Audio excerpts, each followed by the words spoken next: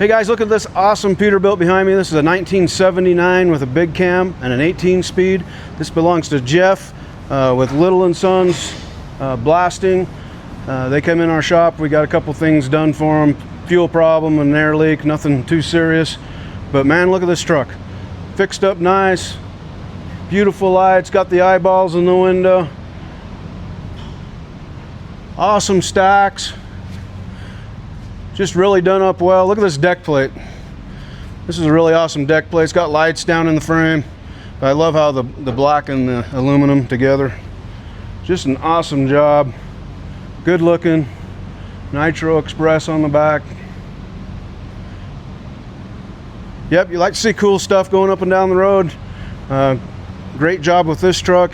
We're glad you come in and seen us, but just had to show it to you. What an awesome build. Don't make them like they used to, do they?